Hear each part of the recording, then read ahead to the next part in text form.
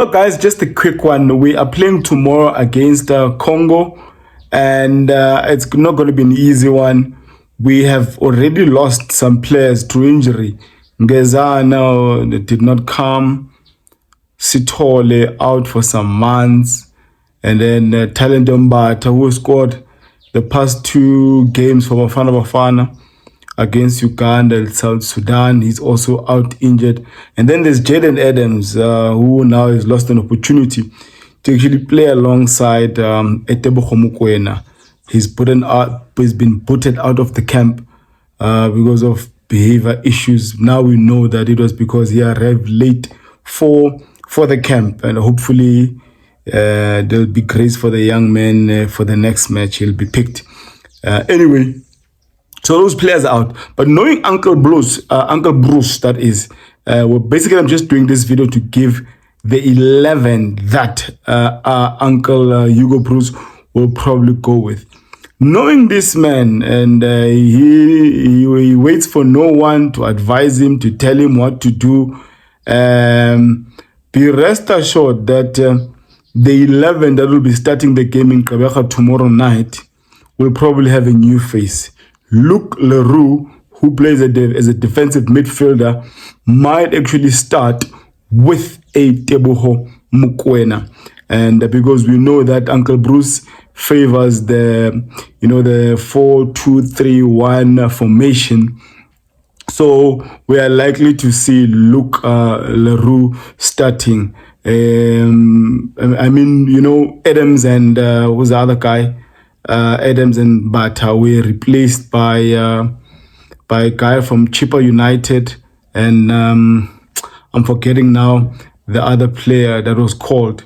But the first 11 is likely to look like this: Williams at number 1, right back Koliso, Mudau. The first 2 games in this Afcon qualifiers, Hugo Broos started with Dotley and Ngezana in that central centre-back pairing.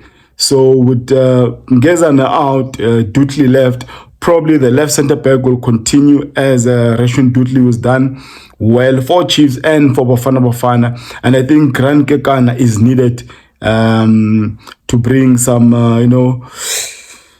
some assurance in that last line of defense. We have considered 4 goals. We have scored 4 goals. We've considered 2 goals in each of the matches we have played, and we are a bit porous at the back. We've considered some silly fouls, silly goals. So Grand Kekana going back to that right centre back position is a necessity. But knowing Uncle Broos, we never know. We never know. The man is bold. The man is arrogant. Maybe that's an element that is needed as a coach, especially a national team coach. We might see a shocker. Uncle Hugo Broos starting a Sesana and a Dotley. But I am favoring a Grand Kekana partnering with Dotley.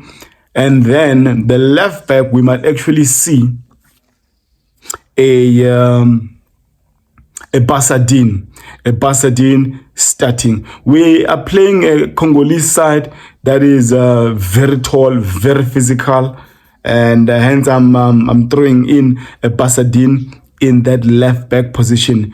The midfield 2 could be a Mudau, a Mudiba and a Mokoena, but I'm sure your Uncle Hugo Broos is going to go with a Tebogo Mokoena and a Luke Leroux, and then the 3 in front of the defensive midfielder will be our number 10 Mshishi Zwane, and then on the left it will be the evergreen Oswin Apollos of Polokwane City, who was wanted everywhere, North Africa, Kaizer Chiefs, but the deals did not materialize, or the deals collapsed.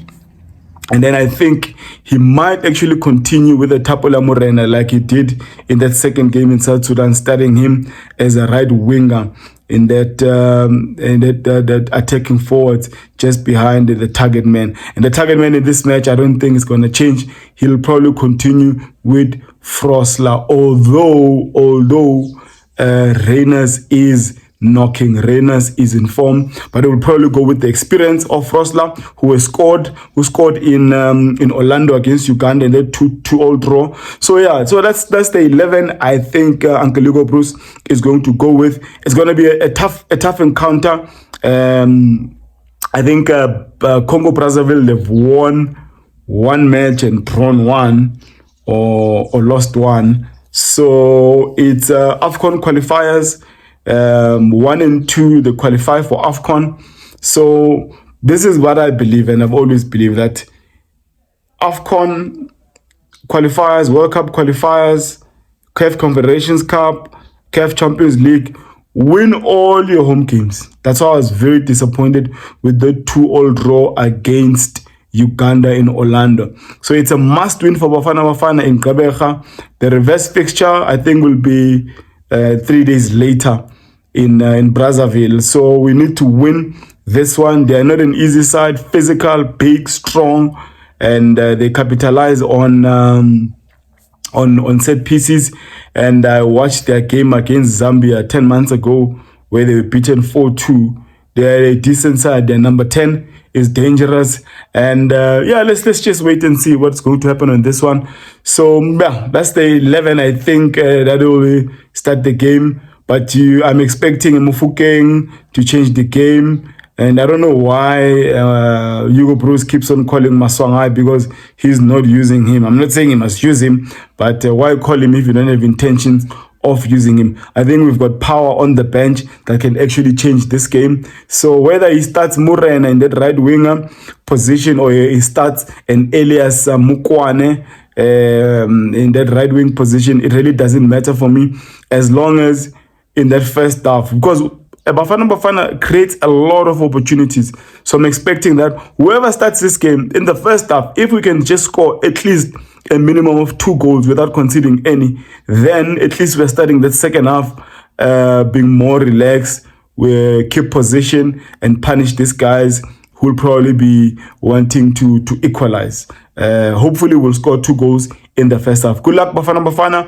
Everyone in the Eastern Cape, surrounding provinces, or closer to PE, let's go out, support Bafana Bafana, buy those tickets, show Hugo Broos and the boys some love, sing your lungs out, and we need to be in Afcon. We did extremely well this year in Ivory Coast, finishing 3rd, bronze medal. So we need to go back again there and flex our muscles yet again. Yes, I'll end it there. If you're seeing this space and this content, do subscribe to the channel, like, and just comment on the section below as to the best 11 you think Hugo Broos should go with.